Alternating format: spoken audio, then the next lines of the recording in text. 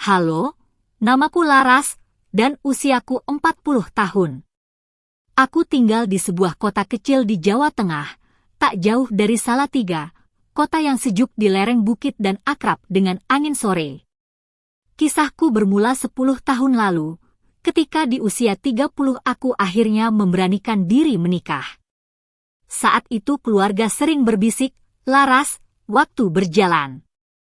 Nanti pilihanmu makin sempit." Calon suamiku bernama Surya, seorang duda yang dihormati orang sekampung karena kejujurannya dan ketekunannya mengelola toko bahan bangunan di pasar lama. Semua orang menyapanya dengan ramah. Ia dikenal rapi, hemat, dan bertanggung jawab. Tapi Surya punya seorang putra, Dimas, remaja 15 tahun yang baru belajar menata hidup tanpa ibu. Jujur, aku sempat ragu. Hidup dengan seorang remaja yang belum ku kenal terasa seperti menyeberangi jembatan tanpa pegangan. Ayahku menatapku tegas, "Nak, jangan manja. Surya orang baik.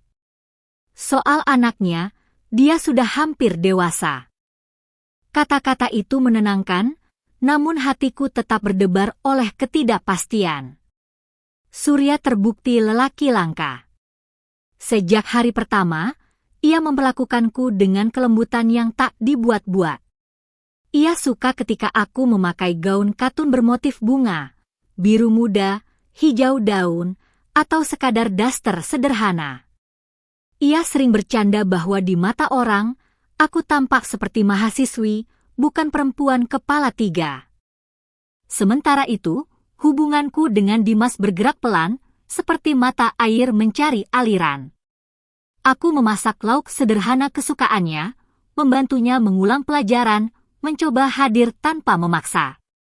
Aku tahu, tak ada yang bisa menggantikan ibu kandung. Tahun-tahun berjalan, damai seperti hujan rinai di siang sekolah. Lalu badai datang tanpa tanda. 5 tahun lalu, Surya berpulang mendadak, jantungnya berhenti seperti lampu padam saat senja. Aku terdiam di rumah yang tiba-tiba terasa terlalu lapang. Surya sudah mewariskan rumah ini padaku. Dimas, yang waktu itu berusia 20 tahun, tidak menuntut apa-apa. Ia justru mengurung diri, menutup pintu pada dunia, menatap layar komputer hingga larut malam. Aku pun yatim piatu. Keluarga Surya juga sudah tak ada. Kami tinggal berdua, aku dan Dimas, di antara dinding yang menyimpan bau kopi pagi dan debu rak buku. Di meja makan, 2 piring saja yang terhidang, 2 kursi yang saling berhadapan, sunyi terasa seperti tamu yang betah. Aku mencoba menambal sepi dengan perhatian kecil, membuatkan pisang goreng hangat, menyeduhkan teh melati, menyalakan radio tua agar ada suara selain detak jam. Kadang kami menonton acara televisi tanpa banyak bicara, hanya berbagi selimut dan hening. Sesekali, ketika kusapukan pandang ke arahnya, kutemukan mata Dimas yang lebih dewasa dari usianya, pandangan yang membuatku menoleh ke jendela, seolah angin sore membawa pertanda. Aku belum tahu apa nama yang kelak disematkan orang pada jalan yang perlahan kami tempuh. Yang ku tahu, sejak Surya pergi, rumah ini seperti memintaku belajar ulang, tentang kehilangan, tentang bertahan, dan tentang sesuatu yang diam-diam berubah arah di dalam hati. Pagi-pagi di kota kecilku selalu dimulai dengan bunyi lonceng sepeda penjual sayur yang memecah kabut tipis. Setelah kepergian Surya, rutinitasku berubah menjadi garis-garis halus yang kutarik sendiri agar hari tidak runtuh, menyapu teras, menjemur handuk, menanak nasi, lalu duduk lama di bangku kayu sambil menatap jalan. Dimas jarang bicara, tetapi ia selalu muncul di dapur sekitar waktu yang sama, membuka tudung saji, menatap piring, mengangguk singkat padaku. Di situ aku memahami tema besar yang diam-diam merajut kisah kami. 2 orang yang ditinggalkan, belajar bersandar tanpa merobohkan satu sama lain. Aku mulai mengukur jarak kami dengan benda-benda, cangkir keramik yang kuberikan padanya, kursi rotan yang sengaja kusejajarkan, selimut tipis yang kuserahkan ketika angin gunung mendadak turun. Jarak itu tidak pernah kosong. Ia diisi oleh tatap singkat, gumam pendek, dan keheningan yang tidak menghakimi. Tetangga di gang belakang, seperti biasa, punya telinga yang panjang. Di warung, bisik-bisik terdengar seperti nyamuk yang sulit diusir. Kasihan, rumah itu sekarang sepi. Laras kuat ya, tinggal berdua. Aku tersenyum menahan, memilih tidak menambahkan apapun pada gosip yang belum sempat menemukan bentuknya. Sore-sore kami berjalan ke tepian sawah, di mana Padi menunduk seperti orang yang sedang berdoa. Dimas bercerita pelan tentang kuliah yang tertunda, tentang teman-teman yang jarang ia temui, tentang mimpinya merapikan toko peninggalan ayahnya suatu hari nanti. Aku mendengarkan, mengangguk, dan kadang menyelipkan kisah sederhana tentang masa kecilku di kampung sebelah, tentang ibu yang pandai membuat jenang dan ayah yang suka memperbaiki radio rusak. Di antara cerita-cerita ringan itu, terselip rasa kehilangan yang sama, bukan hanya kehilangan orang, tetapi juga kehilangan peta. Malam hari, kami sering menyalakan radio tua. Lagu-lagu lawas mengisi ruang tamu dengan nada yang akrab. Aku membuat wedang jahe, mengiris gula batu sedikit saja agar tidak terlalu manis. Saat kuberikan cangkir itu, kukatakan, hidup kadang seperti minuman ini, hangat, pedas, tapi menenangkan. Dimas tersenyum, dan senyum itu seperti lampu kecil yang menolak padam. Tidak ada janji, tidak ada rencana. Hanya kesiapan untuk berjaga ketika yang lain terlelap. Di titik itulah peristiwa utama mulai menampakkan bayangannya, bukan melalui kejutan besar, melainkan lewat pola yang berulang, 2 piring di meja, 2 gelas di baki, 2 langkah di lorong rumah. Seperti aliran air yang sabar, sesuatu bergerak di bawah permukaan. Aku menatap jam dinding yang jarumnya berjalan tanpa ragu dan berpikir, mungkin inilah awalnya, bukan kilat yang menyambar, melainkan senja yang perlahan menutup hari, membiarkan malam menemukan kami berdua. Musim kemarau datang dengan angin panas yang malas bergerak, dan rumah kami mengembang oleh bau anyir kayu tua yang dijemur matahari. Aku mulai merapikan hari-hari kecil kami seperti merapikan laci, daster katun bermotif bunga kusetrika rapi, selendang tipis kusampirkan di sandaran kursi, gelang perak kurentangkan agar dinginnya menyentuh kulit. Dimas memperbaiki lampu teras yang redup, mengganti baut dengan telaten, gerak tangannya tenang, seperti orang yang belajar menambal sesuatu yang tak kelihatan. Kami tidak banyak bicara. Justru dalam jeda-jeda itulah aku mendengar bunyi lain, detak jam dinding, desah angin dari jendela yang tidak tertutup rapat, tarikan napasku sendiri yang semakin sering berubah tempo ketika ia lewat terlalu dekat. Di sore yang lengang, kami berjalan ke alun-alun. Lampu-lampu kota kecil menyala pelan, satu demi satu, seperti bintang yang baru belajar percaya pada gelap. Kami duduk di bangku semen, memesan wedang ronde di gerobak yang sumringah oleh uap gula jahe. Dimas bercerita tentang toko peninggalan ayahnya, rak yang harus disortir, buku stok yang berantakan, dan aku menanggapinya dengan saran-saran ringan. Sesekali ia menatapku lebih lama dari yang biasa dilakukan anak kepada orang yang lebih tua. Tatap itu tidak menuntut, ia sekadar menggema, lalu menetap di tenggorokanku seperti biji selasih yang belum sempat kutelan. Di rumah, pola-pola kecil mulai bergeser. Selendangku yang biasanya kusimpan di laci, tiba-tiba kutemukan di kursi dekat jendela, seolah seseorang telah merasakan lembut kainnya lalu enggan mengembalikannya ke tempat gelap. Gelas yang kupakai, setelah kubilas, kadang kembali dengan posisi bibir ke kiri, bukan ke kanan seperti kebiasaanku, detail remeh yang membuatku merasa diperhatikan. Malam-malam tertentu, ketika aku berbaring miring menghadap dinding, kudengar langkah yang berhenti di ambang pintu kamarku. Pintu tidak pernah benar-benar terbuka. Namun suatu kali, selimutku dirapikan dari bahu, sentuhan selembut embun, cukup untuk menyalakan api kecil di dalam dada, tidak cukup untuk memanggil nama. Aku memilih pakaian rumah dengan alasan yang tak sepenuhnya jujur. Blus linen longgar, rok batik yang jatuhnya anggun, sandal tipis yang berbunyi pelan di lantai tegel. Rambutku kugulung seadanya, menyisakan beberapa helai yang sengaja kubiarkan liar. Aku mengatakan pada diri sendiri itu sekadar kenyamanan. Tetapi ketika Dimas menyodorkan piring dan ujung jariku menyentuh pergelangannya sebentar, tubuhku mengingat sesuatu yang lebih tua dari kata-kata, cara kehilangan mengasah hasrat untuk hidup. Langit mulai menimbun awan hitam di atas bukit. Udara mengandung janji hujan, janji yang tak selalu menyejukkan, tetapi selalu mengubah. Di antara tiktok jam dinding dan wangi melati dari halaman, aku merasakan sebuah ambang yang tak kelihatan. Jika kami melangkah, dunia akan memberi nama. Jika kami mundur, sunyi akan menagih. Dan malam, aku tahu, sedang bersiap menjadi saksi. Hujan pertama turun seperti tirai tebal, mengetuk-ngetuk genting dan memadamkan panas kemarau yang melelahkan. Listrik sempat berkedip, lalu padam, meninggalkan rumah kami dalam remang kuning dari 2 batang lilin yang kutaruh di ruang tamu. Aku mengenakan kimono satin tipis berwarna zamrud dengan dalaman yang ringan, bukan untuk pamer, hanya karena kainnya menyejukkan kulit. Rambutku kuikat asal, beberapa helai jatuh ke pipi, memantulkan cahaya kecil dari nyala api.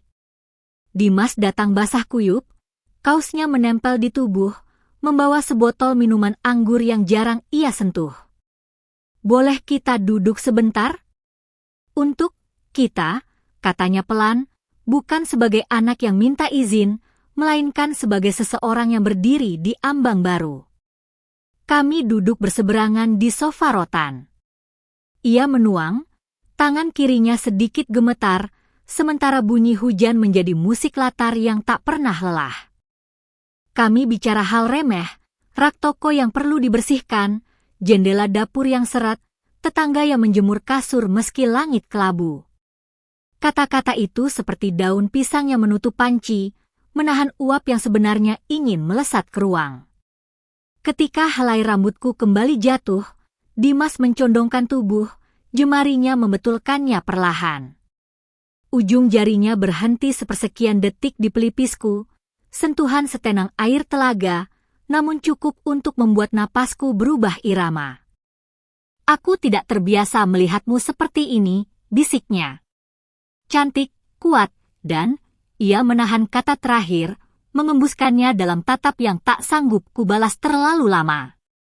Aku berdiri hendak meraih cawan yang nyaris terguling, tetapi ia lebih cepat menyentuh pergelangan tanganku, hangat dan tegas. Laras, panggilnya, bukan, bukan, Tante. Namaku meluncur dari bibirnya seperti doa yang lama ia simpan. Aku tahu batas yang dijahit oleh adat, oleh bisik-bisik gang, oleh kenangan surya yang masih tersusun rapi di lemari. Namun malam itu, kain batas terasa lembab oleh hujan, menempel tapi bisa disibakan. Jangan, kataku, meski suaraku lebih mirip permohonan agar waktu melambat, bukan berhenti. Dimas tidak memaksa, ia hanya berdiri lebih dekat, mengizinkan keheningan menuntun kami. Ia merapikan selimut di bahuku, lalu membiarkannya melorot sedikit hingga kulitku mencicipi udara dingin. Aku menelan ludah, dan lilin berpendar pada kilau gelang peraku. Kita berdua saja, ujarnya, separuh pengakuan, separuh janji. Di luar, petir menyambar jauh di bukit, menggetarkan kaca jendela. Di dalam, getar lebih halus menyeberangi kulitku ketika ia menyentuh punggung tanganku dengan punggung tangannya sendiri, sikap yang sopan, namun berani. Aku tidak mundur. Kami berdiri nyaris bersisian, 2 bayang di dinding yang perlahan menyatu oleh tarian api kecil. Saat itulah aku menyadari, bukan badai yang menakutkan, melainkan tenang setelahnya, tenang yang mengharuskan kami menamai apa yang baru saja kami biarkan tumbuh. Pagi berikutnya terasa seperti halaman kosong yang ditakuti penulis pemula. Aku bangun dengan rambut setengah kusut dan kulit masih menyimpan jejak dingin malam yang basah. Kimono satin zamrud kulipat perlahan, menyisakan dalaman tipis yang menempel lembut, kain yang tiba-tiba terasa terlalu jujur untuk cahaya pagi. Aku mengganti dengan kebaya katun krem berpotongan sederhana, rok batik coklat yang jatuh selutut, dan gelang perak yang bunyinya lirih setiap kali pergelanganku bergerak. Di kaca, wajahku bukan lagi janda yang menunggu waktu.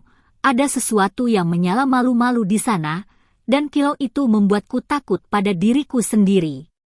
Dimas muncul dengan kaos putih yang bersih dan celana bahan gelap, rambutnya sedikit lembab, wangi sabun menyelinap seperti bisik rahasia.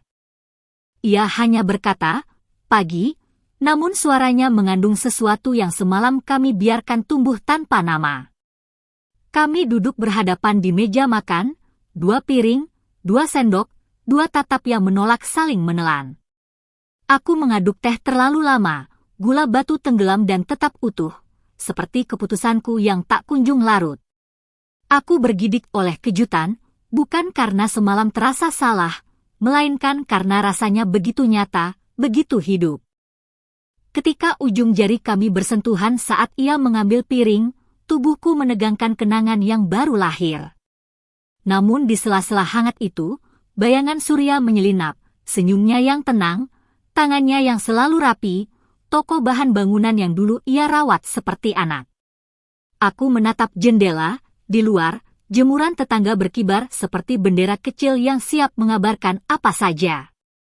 Di kota sekecil ini, selimut rahasia sering lebih tipis dari kabut. Bagaimana ini harus berakhir? Aku menghitung tanpa angka, pilihan yang tampak sedikit, konsekuensi yang terasa banyak. Kami bisa menarik rem, menamai semalam sebagai khilaf yang tidak berulang. Kami bisa berpura-pura lupa dan kembali menjadi 2 penghuni rumah yang saling menjaga jarak. Atau kami bisa menutup telinga pada gang, pada adat, pada doa yang rutin kupanjatkan, dan melangkah ke wilayah yang tak punya peta, mungkin pindah ke kota lain, mungkin menanggung beban yang panjang. Di tepi pikiranku, ada doa pendek yang memilih tidak menyalahkan siapapun. Aku mengakui rasa bersalah seperti orang yang mengakui hujan, tak bisa diusir, hanya bisa diterima sambil mencari payung. Ketika Dimas menatapku lebih lama, aku menunduk, membenarkan jarum bros di kebaya agar tidak gemetar. "Kita harus bicara," kataku akhirnya, suaraku halus namun tegang seperti benang yang siap putus. Aku tidak tahu apakah pembicaraan itu akan menutup pintu atau justru mengunci kami berdua di dalam ruangan yang sama. Yang ku tahu, pagi telah menyingkap apa yang malam sembunyikan, dan aku, seorang perempuan yang pernah kehilangan, kini harus memutuskan bagaimana cara menyelamatkan yang tersisa dari hidupku. Telepon berdering saat sore masih menyimpan sisa gerimis. Nomor tidak ku kenal. Suara lelaki yang rapi, memperkenalkan diri sebagai Hendra, notaris di kota, memintaku datang besok pagi. Ada titipan almarhum Pak Surya yang baru boleh dibuka setelah lewat 5 tahun, katanya tenang. Kata, titipan, terasa seperti kunci tua yang tiba-tiba kutemukan di saku gaun. Aku menutup telepon dengan tangan sedikit gemetar, gelang peraku berbunyi lirih, seakan mengiakan firasat bahwa sesuatu yang kukira usai ternyata baru mulai. Malamnya aku memilih busana tanpa sadar memikirkan 2 dunia, kebaya katun hijau pinus dengan kerah rendah yang sopan, rok batik sogan yang jatuhnya anggun, dan sandal kulit bertali tipis. Rambut kukuncir setengah, menyisakan helai yang sengaja kubiarkan menyentuh tengkuk, bukan untuk menggoda siapapun, hanya agar aku ingat bahwa aku masih hidup di kulitku sendiri. Dimas menatapku dari ambang pintu ruang tamu, kaos hitam dan celana chino krem yang membuat bahunya tampak lebih lebar. "Ada apa?" tanyanya. Aku menjelaskan singkat. Di mata Dimas, kilat singkat melintas, campuran waspada dan harap yang sulit kuterjemahkan. Pagi di kantor notaris berbau kertas tua dan kopi pahit. Hendra, kemeja putih, dasi abu-abu, sepatu mengilap, meletakkan mat coklat di hadapan kami. Ini surat wasiat kecil dan satu dokumen yang kala itu diminta Pak Surya disegel hingga waktu yang ditentukan, ujarnya. Aku menelan ludah, jemariku menyentuh tepi map seperti menyentuh pinggir tebing. Ketika segel patah, bunyinya seperti retak halus di dalam dadaku. Di dalamnya ada 2 lembar, surat tulisan tangan Surya dan salinan akta yang tak pernah kulihat sebelumnya. Hendra menjelaskan perlahan, seolah tiap katanya bisa menimbulkan gelombang. Ibu Laras, ini keterangan pengangkatan. Secara hukum, Dimas bukan anak kandung Pak Surya. Ia diangkat saat masih sangat kecil, dengan status wali tunggal pada Pak Surya, dan ada catatan tambahan yang menyebut kemungkinan perubahan wali bila sesuatu terjadi. Dunia berhenti sepersekian detik. Bukan karena tabu lenyap begitu saja, melainkan karena peta yang kupakai selama ini tiba-tiba bergeser garisnya.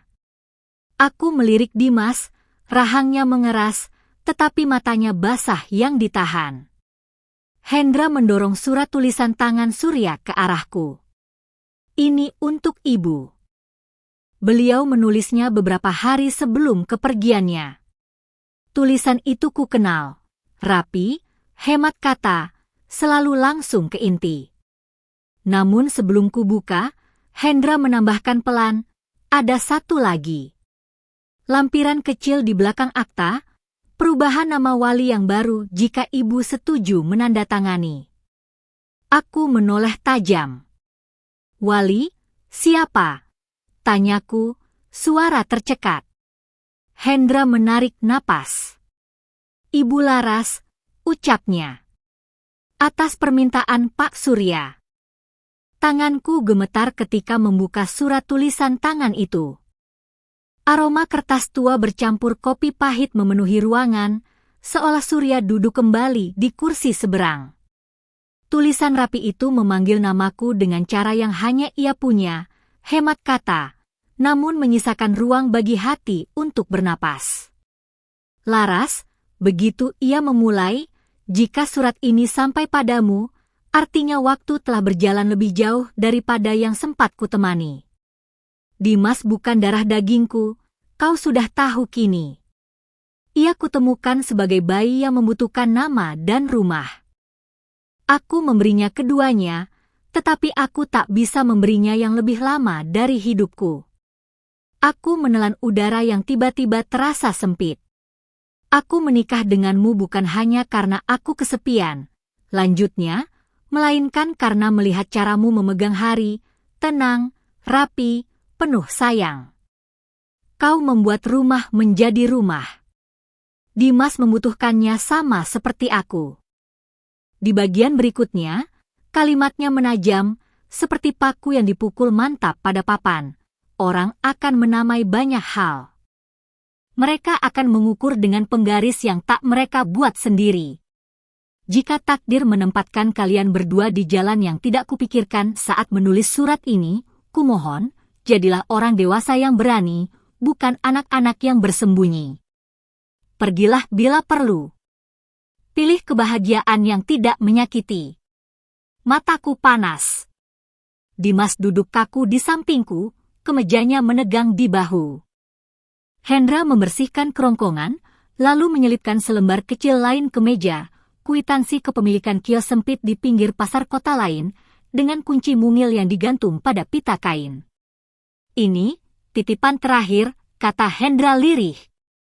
Pak Surya membelinya tak lama sebelum beliau pergi. Ia menulis, untuk memulai dari halaman baru, bila halaman lama terlalu sesak. Aku menyentuh kunci itu. Logamnya dingin, tapi di ujung jemariku ada getaran yang kurasakan juga ketika Dimas, tanpa sadar, menyentuh punggung tanganku. Sentuhan kecil, sehalus desau daun, namun mengguncang peta di kepalaku. Dalam surat, Surya menutup dengan kalimat yang merobek sekaligus merajutku. Laras, aku percaya padamu. Aku percaya pada kebaikan yang kau pegang. Jika kelak arti, keluarga, kalian bergeser, Jangan biarkan dunia yang memilihkannya untukmu. Aku menatap Dimas. Di mata itu ada hujan yang tertahan dan api yang tidak mau padam. Kita tidak salah mencintai orang yang membuat kita hidup, bisiknya hampir tak terdengar. Yang salah adalah membiarkan hati orang lain memutuskan nilai napas kita. Aku menarik napas panjang, merapikan kerah kebaya yang tiba-tiba terasa terlalu dekat dengan kulit. Kuncinya terasa berat di sakuku, seperti janji yang belum punya kata. Di luar, langit memecah awan tipis.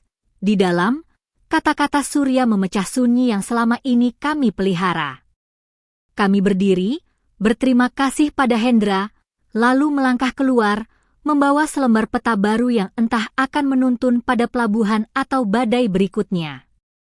Kami belum jauh meninggalkan kantor notaris ketika ponsel Hendra berdering dan ia memanggil kami kembali. Maaf, ada satu amplop kecil yang tadi terselip di map. Tertulis, untuk Dimas, katanya, wajahnya berubah serius.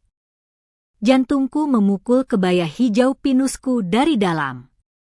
Kami kembali duduk, aku merapikan ujung rok batik sogan, sementara Dimas, kemeja linen abu terang, jam tangan kulit, menyandarkan telapak kemeja seolah menahan gempa kecil. Amplop itu berisi selembar catatan dan sebuah flash disk hitam mungil. Tulisan tangan yang kukenal, milik Surya. Putarkannya di sini saja, ucap Hendra, menatap kami meminta izin. Aku mengangguk, pergelangan tanganku berderik lembut oleh bunyi gelang perak. Layar laptop notaris menyala, memperlihatkan Surya dengan baju koko putih dan senyum tenang yang seperti datang dari ruang tamu lama kami. Dimas, suara itu jernih, kau tumbuh bukan dari darahku, tetapi dari pilihan yang kuambil setiap hari. Jika kau menonton ini, berarti waktu telah menyalipku. Ia berhenti sejenak, menatap seolah bisa menembus kamera. Kau tidak lagi butuh ibu yang mengajarkan cara berjalan. Kau butuh seseorang yang berjalan sejajar. Mataku spontan mencari napas. Kata-katanya meluncur pelan, namaku disebut tanpa ragu. Laras memegang rumah dengan dua tangan, satu untuk mengikat, satu untuk melepaskan. Jika kelak kau mencintainya bukan sebagai anak kepada pengasuh, pilihlah cara yang tidak menyakiti. Jangan sembunyi. Jangan berdusta. Aku meraih sandaran kursi. Dimas tak berkedip, garis rahangnya menegang, tetapi di mata itu api dan air bertemu. Surya melanjutkan, suaranya seperti paku yang ditancap mantap. Orang akan memberi cap. Biarkan cap itu jadi milik mereka. Tugasmu menjaga nama Laras, bukan membelinya dari mulut orang.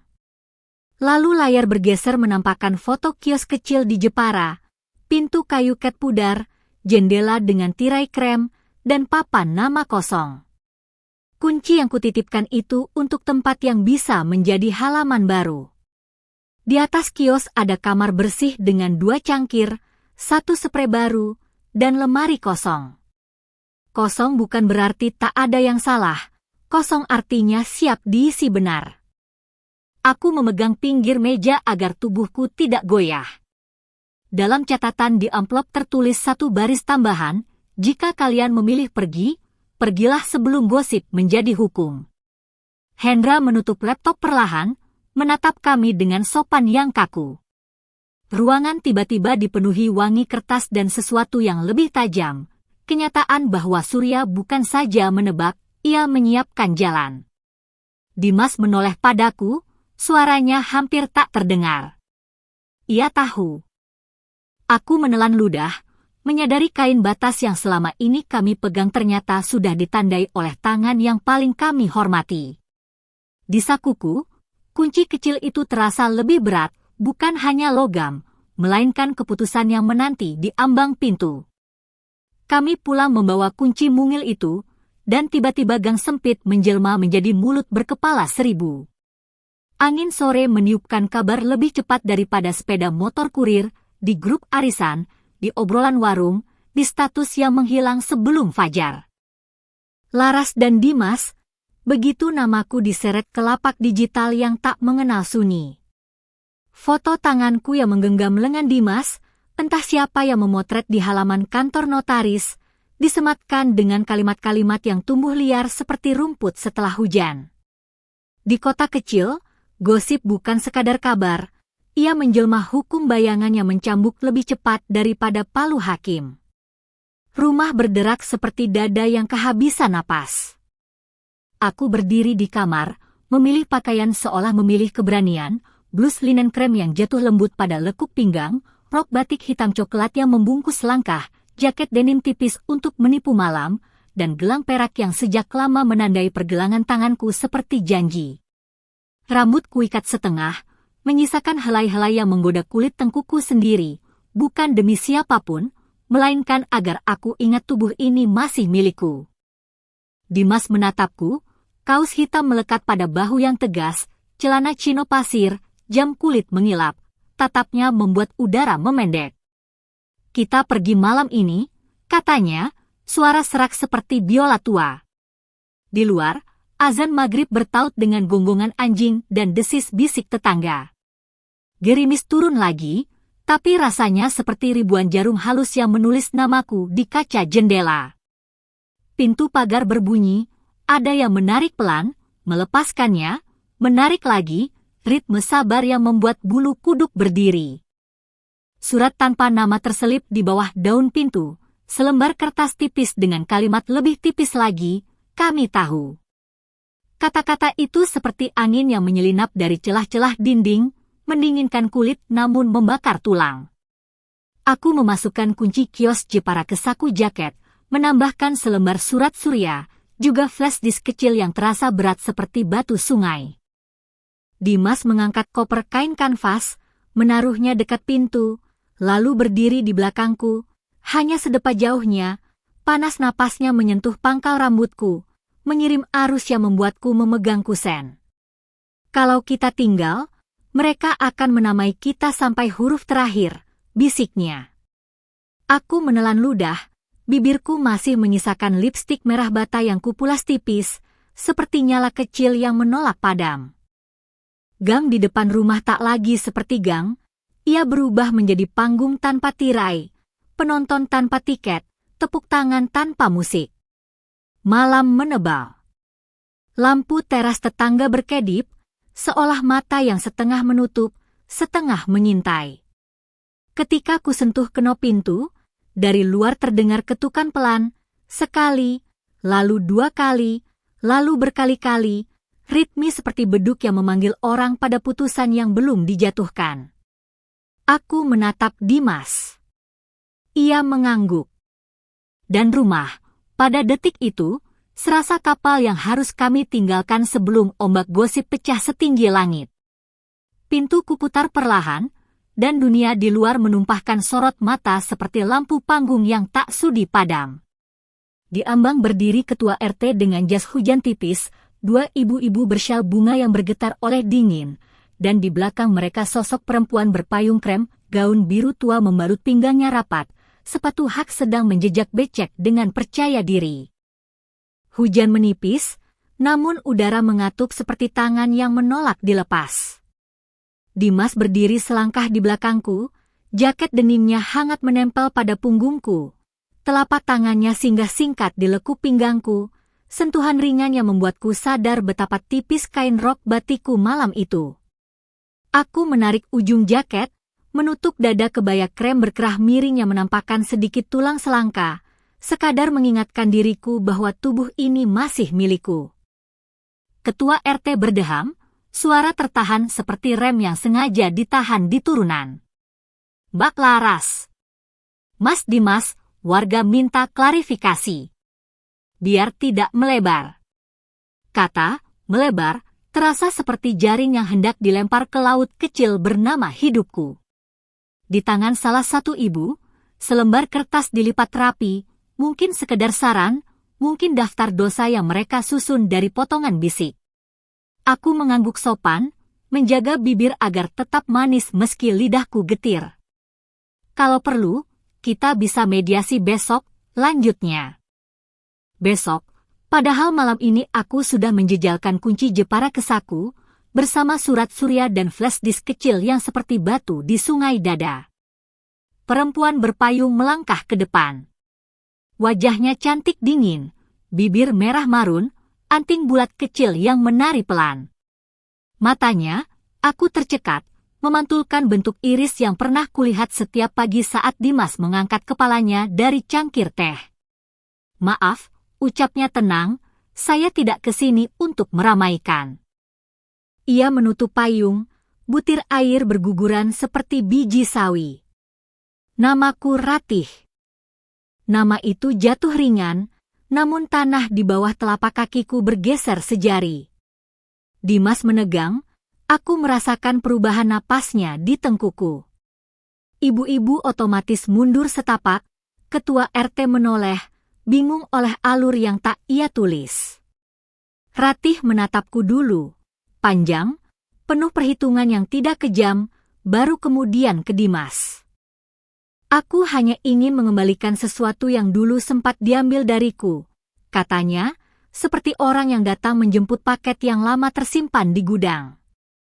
Tangannya merogoh tas kulit, mengeluarkan amplop kusam dan foto yang warnanya sudah luntur. Ia menaruhnya di telapak tanganku yang sedikit bergetar. Foto itu menampilkan bayi berselimut kain batik, bibir mungil setengah terbuka, dan seutas gelang benang merah di pergelangan, gelang yang serupa dengan benang tua yang pernah kutemukan di laci surya, kusangka bekas tanda mainan. Ini, Ratih berbisik, adalah alasan kenapa aku ada di sini. Angin menyingkap tirai ruang tamu, membuat lilin kecil di meja goyah.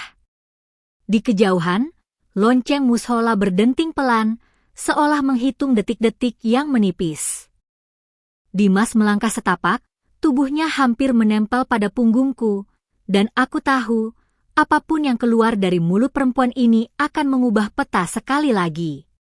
Aku mengangkat mata dari foto, menatap Ratih, menunggu kata berikutnya yang terasa mendekat seperti kereta tanpa rem.